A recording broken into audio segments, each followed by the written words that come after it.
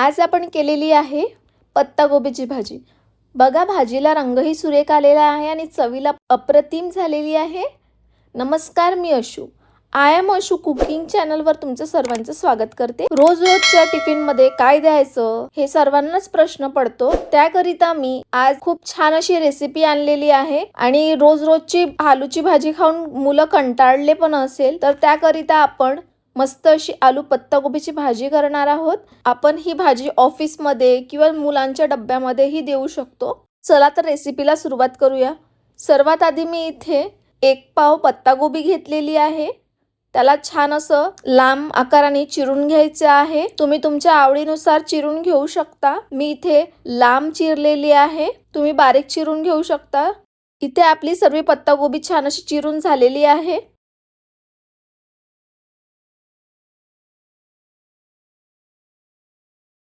आणि सोबतच आपल्याला आलू छान असं शिलून घ्यायचं आहे आणि त्याचे काप करून घ्यायचे आहे। तुम्ही तुमच्या आवडीनुसार काप करून घेऊ शकता।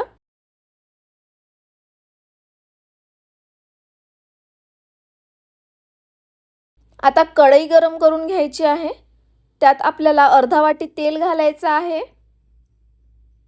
तेल गरम झाले की त्यात आपल्याला जिरे घालायचे आहे। जिरे चटकले की त्यात आपल्याला एक मध्यम आकाराचा बारीक चिरलेला कांदा घालायचा आहे आणि छान असं परतून घ्यायचं आहे।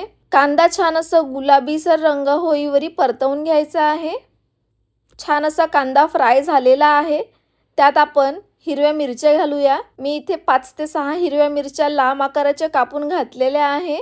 छान असं मिक्स करून घ्यायचं आहे।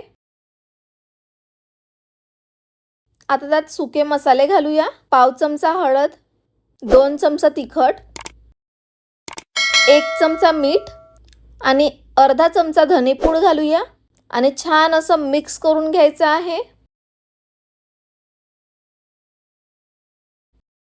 आता हे मसाले जळले नाही पाहिजे त्याकरिता आपण टमाटर घालून घेऊया आणि त्यालाही मिक्स करून घेऊया। टमाटर छान असं हलकं सॉफ्ट होऊ द्यायचे आहे। आता त्यात आपण चिरून घेतलेला आलू घालूया। छान असं मिक्स करून घ्यायचं आहे। 2 मिनिटं छान असं फ्राय करून घ्यायचं आहे आणि त्यानंतर त्यात आपल्याला पत्तागोबी घालायची आहे। मस्त अशी चिरलेली पत्तागोबी घालूया आणि छान असं मिक्स करून घ्यायचं आहे।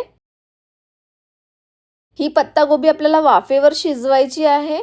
त्याकरिता आपण झाकण झाकून घेऊया आणि 8 ते 10 मिनिटं छान असं शिजू द्यायची आहे। मधामधात आपल्याला परतत राहायचं आहे, कारण पत्तागोबी बुडाला लागली नाही पाहिजे किंवा मसालेही लागू शकतात बुडाला। त्याकरिता छान असं परतवत राहायचं आहे।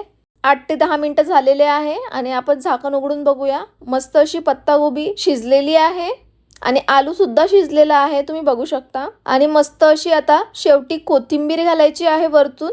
तुम्ही बघू शकता मस्त अशी पत्तागोबीची भाजी झालेली आहे। रंगही खूप सुरेख आलेला आहे, दिसत पण खूप छान आहे। अशा पद्धतीने आज आपण आलू पत्तागोबीची भाजी बनवलेली आहे। तुम्ही जर या पद्धतीत कधी बनवली नसेल तर नक्की करून बघा।